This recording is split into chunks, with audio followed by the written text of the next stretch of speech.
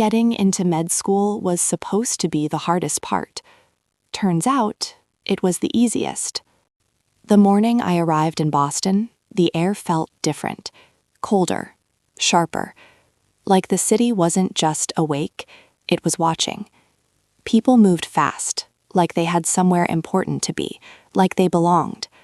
I stood there for a second outside the campus gates, my suitcase beside me, my acceptance letter folded carefully in my bag, like it was something fragile, something I still wasn't sure was real. I remember looking up at the building. Tall, clean, intimidating. The kind of place you don't just walk into, you earn your way into. And for a moment, I smiled, because I did. I didn't come from a family of doctors. No one in my house wore white coats or used words I couldn't pronounce. My mom worked 2 jobs most of my life, and my dad, well, he believed in me in ways I didn't always believe in myself. "Don't let anybody make you feel small," he used to say. At the time, it sounded like one of those things parents say just to make you feel better. I didn't know how much I'd need it. My first step onto campus felt unreal. Everything was polished. The floors, the walls, even the people. Students walked past me in crisp outfits, talking like they'd already been here for years. Some of them barely looked up. Others glanced, just long enough to notice I was new. I adjusted my bag on my shoulder, took a breath, and kept walking. "Act like you belong," I whispered to myself, even if a small part of me wasn't sure yet. The lecture hall was bigger than I expected. Rows and rows of seats, soft murmurs bouncing off the walls, the low hum of quiet confidence filling the room. I picked a seat somewhere in the middle, not too front, not too invisible. Safe. At least, that's what I thought. "First day?" a voice said beside me. I turned, slightly startled. He had a calm kind of presence. Not loud, not trying too hard. Just easy. "Yeah," I said, letting out a small breath. "Is it that obvious?" He smiled a little. "Only because you're actually looking around. Everyone else is pretending they've seen this 100 times. I laughed softly. "Guess I missed the memo." "I'm Ethan," he said, holding out his hand. "Ava." His handshake was firm, but not overconfident. Something about it felt normal, grounded. And in that moment, I didn't feel out of place. Not completely. As more students filled the room, the noise started to settle into something more structured. Conversations turned into whispers, whispers into silence. I glanced around. Everyone looked ready, prepared, like they'd been waiting for this moment their whole lives. And maybe they had. I straightened my posture slightly, smoothing down my white dress. Simple, clean, nothing too loud. I didn't want to stand out. Not yet. Ethan leaned back in his chair a little, looking toward the front. "You nervous?" he asked quietly. "A little," I admitted. He nodded. "Good. Means you care." I smiled at that.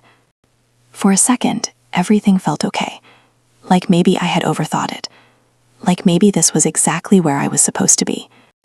Then I heard it. Not loud, not meant for me, but clear enough. She probably didn't even earn that spot. A quiet voice. Somewhere behind me. Followed by a small chuckle. Another voice, lower this time. "Yeah, you know how this works." My body didn't move, but something inside me did. It was small, only unnoticeable, like a crack forming in glass you didn't even realize was fragile. I stared straight ahead, told myself it wasn't about me. It couldn't be. I hadn't even spoken yet. But for some reason, I couldn't stop hearing it. And that was the moment something shifted. Not around me, but inside me. It wasn't loud, but it stayed with me. The lecture started like nothing had happened, like words didn't have weight, like they didn't echo. The professor walked in, confident, composed, the kind of presence that immediately silences a room. Everyone straightened up, pens ready, eyes forward. I did the same, because that's what you're supposed to do, right? Act normal, even when something doesn't feel right. But my focus wasn't where it should have been. It kept drifting, backwards, to that voice, to that sentence. She probably didn't even earn that spot. I stared at my notebook, pen hovering just above the page. You're overthinking it, I told myself. It could have been about anyone.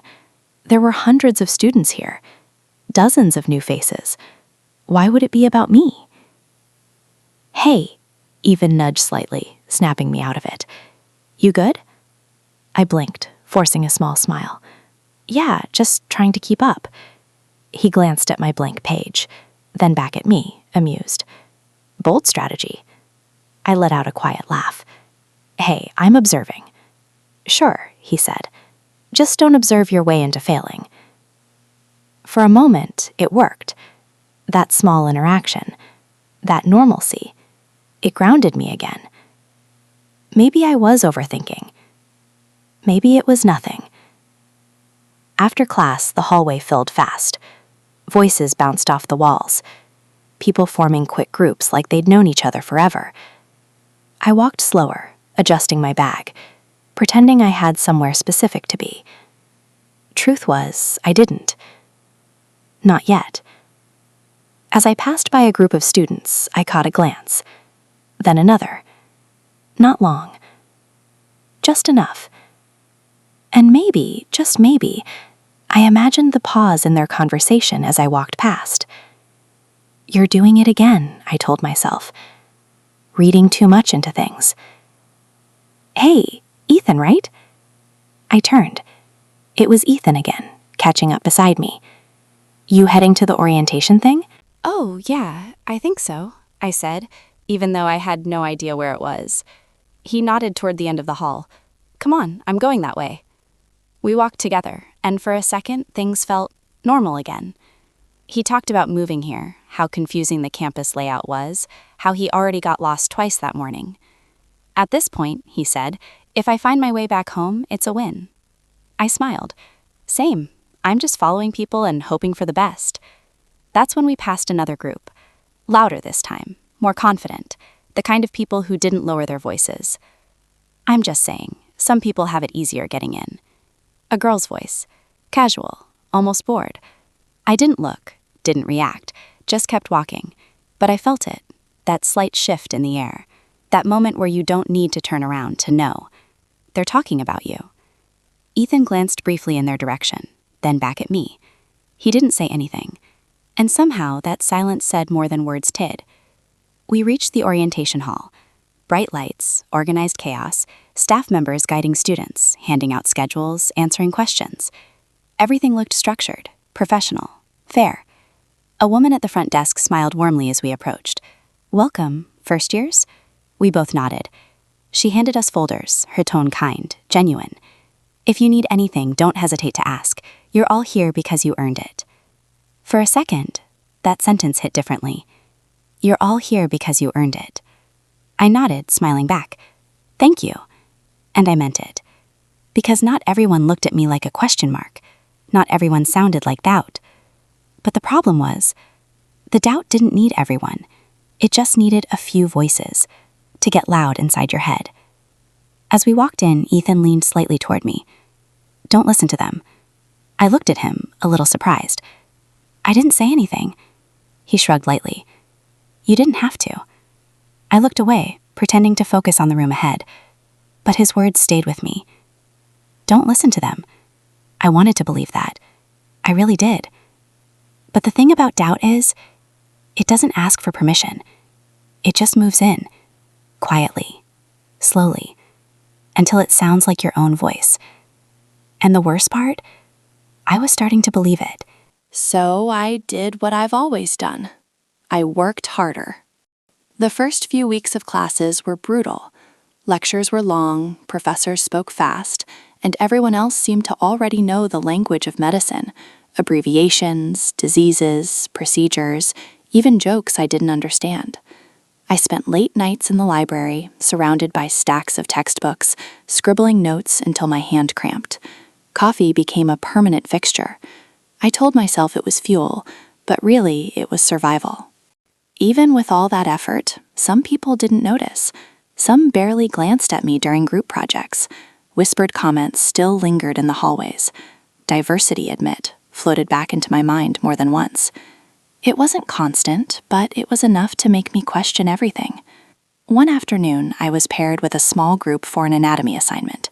I dove in immediately, identifying structures and presenting ideas confidently. "Nice work," one student said casually, before glancing at someone else. It wasn't encouragement. It wasn't recognition. Just acknowledgement of my presence. A pang of frustration hit. I thought, why do I have to work twice as hard for half as much respect? Ethan noticed, of course. "Don't let it get to you," he said quietly as we packed up our things. "They're not all like that. Just focus on what you can control." I smiled faintly, grateful, but the doubt still crept in. The library became my second home. I watched patterns of behavior, who got praised, who got ignored, how questions were framed differently depending on the speaker. And then it happened. During a lab, a professor asked a complex question. I answered quickly, confidently. Some students nodded. Others scoffed under their breath. I caught it. I felt it. That subtle undermining again. It wasn't just ignorance. It wasn't just bad luck. It was a pattern. That night, I walked back to my dorm, exhausted. Boston's city lights shimmered through the misty rain outside the window. Cars honked, people laughed in cafes below, and the world seemed unaware of the micro-battles fought inside lecture halls. I sat on my bed, textbooks around me, and whispered to myself, "I'll prove it. I'll prove myself. Not for them, but for me." I didn't realize it yet, but this determination, this quiet, obsessive focus, would become my greatest weapon.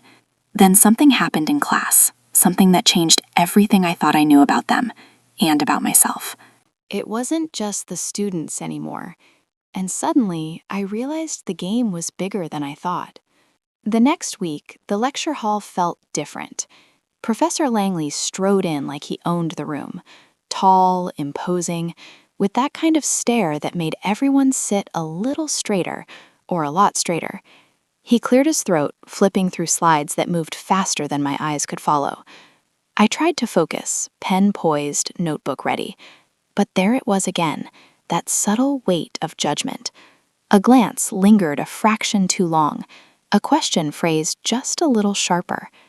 "Miss Reynolds," he said suddenly, voice calm but cold, "can you explain the pathway of the nephron filtration process?" I answered clearly, methodically, walking through each step. The class murmured lightly, some nodding, some whispering. Professor Langley tilted his head. "Interesting, but why not consider the alternative feedback loop here?" I paused. "Well, it could adjust if the glomerular pressure changes, which would—" He raised an eyebrow. Are you sure that applies in this context?" It wasn't that I was wrong. I knew my answer was correct. But the way he questioned me, the slight scoff under his breath, the brief smirk, it wasn't about teaching. It was about testing, about control. I felt my chest tighten. That old whisper came back. "You don't belong here." Later, in the lab, the pattern continued. Students he favored received detailed praise. Others, like me, were left to navigate mistakes alone, even minor ones. Some of it went unnoticed by the majority of the class, but I noticed. I saw the way his eyes lingered longer on those he preferred, the way subtle tones of sarcasm crept into his feedback. And yet, there were exceptions. Ethan, for example.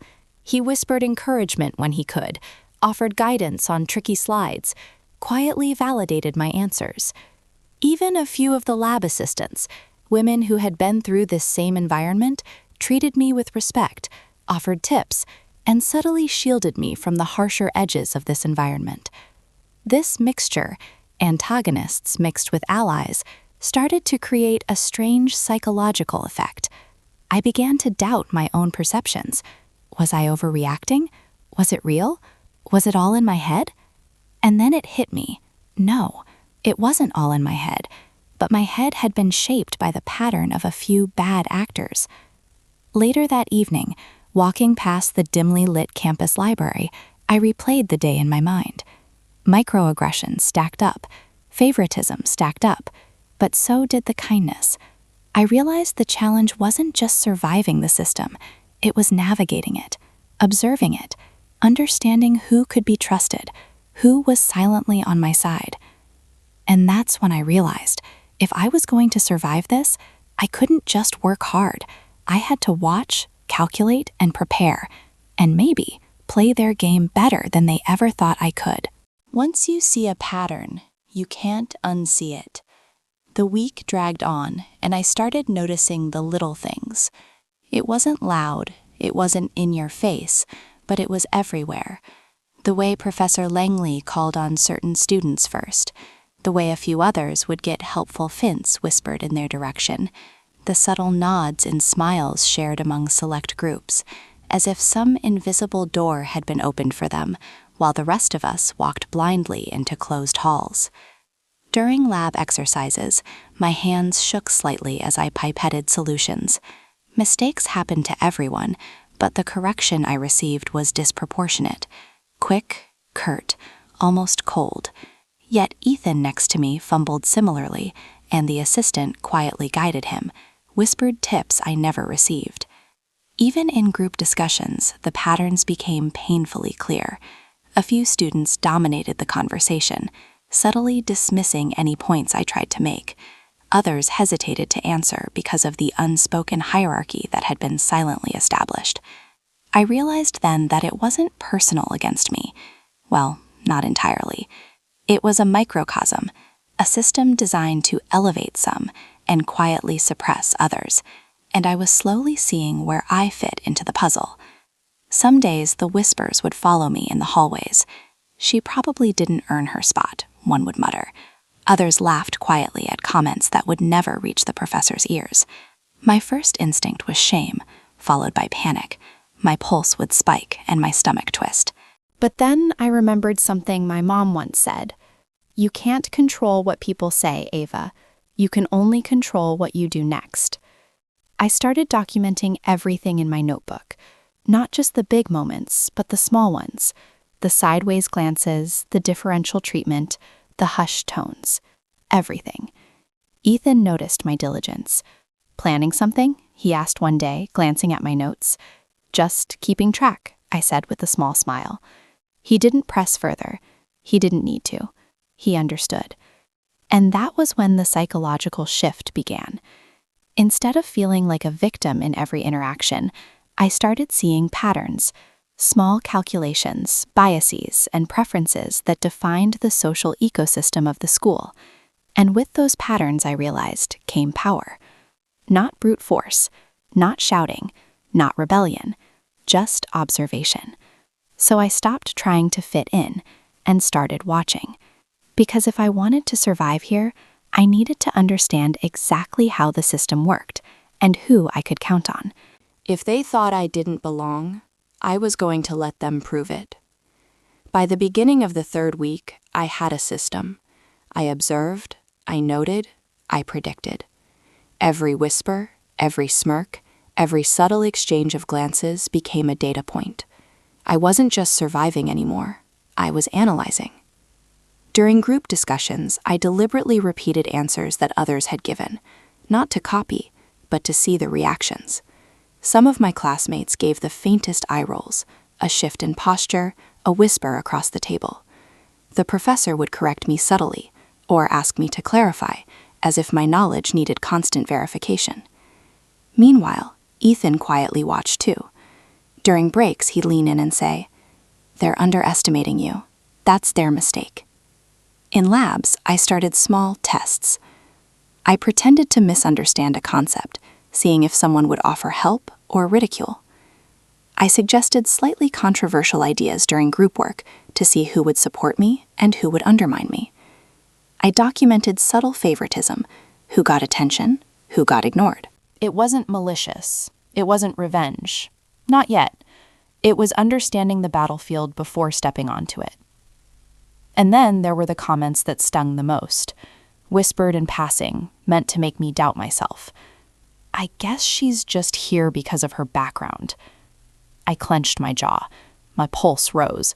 My mind flashed with a million self-doubts. But instead of lashing out, I smiled. I nodded. I stored it.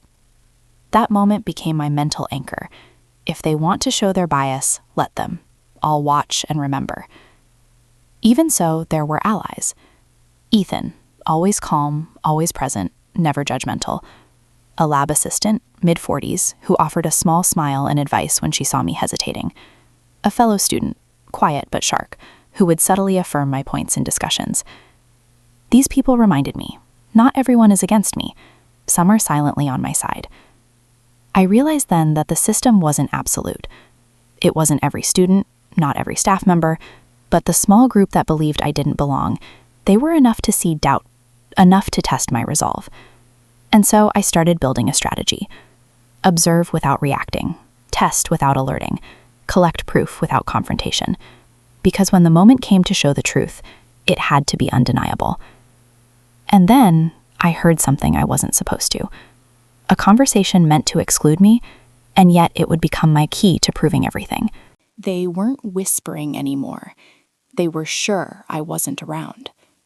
It was late afternoon, and the corridors of the med school had emptied almost completely.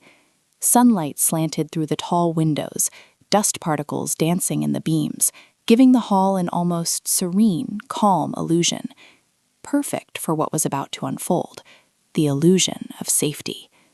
I was walking back from the library, pretending to review my notes, my backpack slung lazily over one shoulder, headphones in, but not really listening, just enough casualness to seem invisible. Then I heard it, a low, familiar voice, one of the students who had whispered, "She's here for diversity," and another, chuckling softly. They didn't. The words landed like a punch. I could almost feel the psychological weight being stacked deliberately. They were orchestrating subtle hurdles, creating the environment they thought would break me. But then I remembered Ethan's words from earlier. Don't listen to them. Watch, learn, prepare. I exhaled quietly, steadying my pulse. My anger didn't rise. Instead, it focused, like a lens. This wasn't personal, at least not anymore. This was information.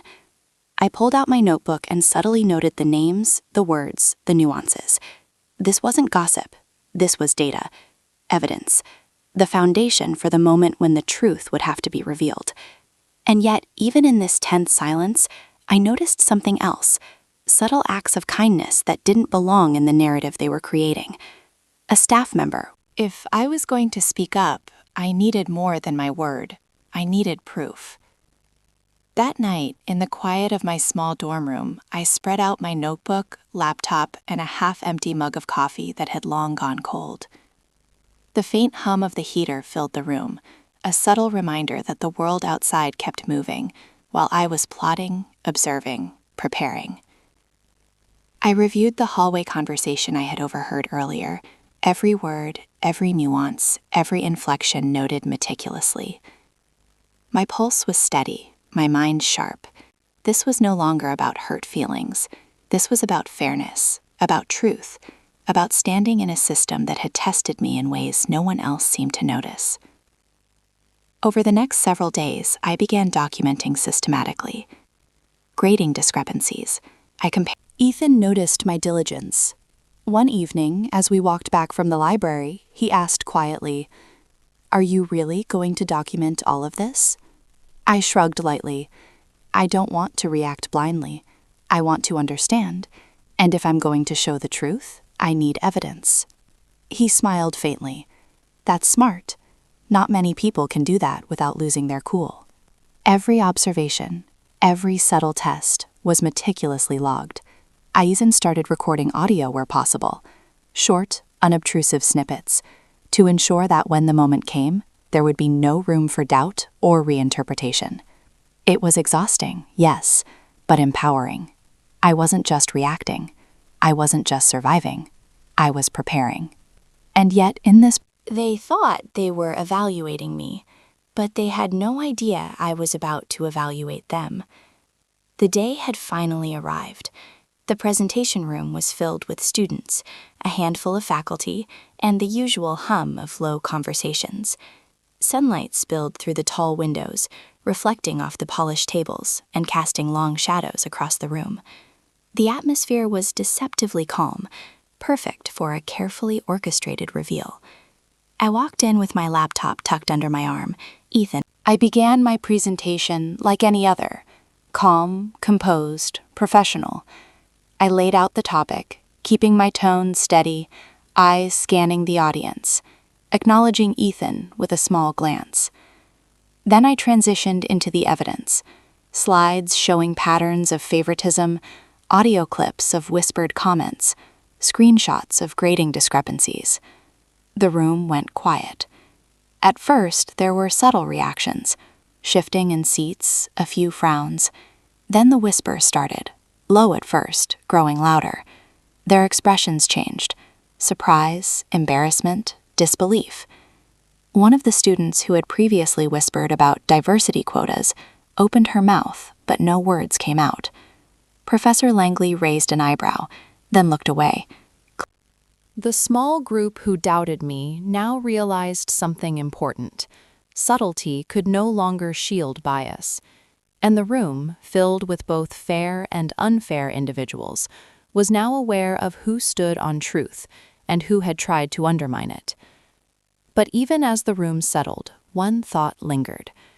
The battle wasn't over. Not for the few who still clung to prejudice, and not for me, because understanding the good amidst the bad, that was only just beginning.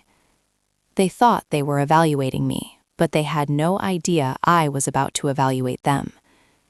The day had finally arrived. The presentation room was filled with students, a handful of faculty, and the usual hum of low. I began my presentation like any other, calm, composed, professional. I laid out the topic, keeping my tone steady, eyes scanning the audience, acknowledging Ethan with a small glance. Then I transitioned into the evidence, slides showing patterns of favoritism, audio clips of whispered comments, screenshots of grading discrepancies. The room went quiet. At first, there were subtle reactions, shifting in seats, a few frowns. Then the whispers started, low at first, growing louder. Their expressions changed: surprise, embarrassment, disbelief. One of the students who had previously whispered about diversity quotas opened her mouth, but no words came out. Professor Langley raised an eyebrow, then looked away. The small group who doubted me now realized something important. Subtlety could no longer shield bias, and the room, filled with both fair and unfair individuals, was now aware of who stood on truth and who had tried to undermine it. But even as the room settled, one thought lingered. The battle wasn't over. Not for the few who still clung to prejudice, and not for me, because understanding the good amidst the bad, that was only just beginning. Silence can be louder than any words, and sometimes it says everything. I nodded, grateful. He had been a constant in this storm, the friend I hadn't realized I could trust. Not everyone here had been against me. That mattered more than anything.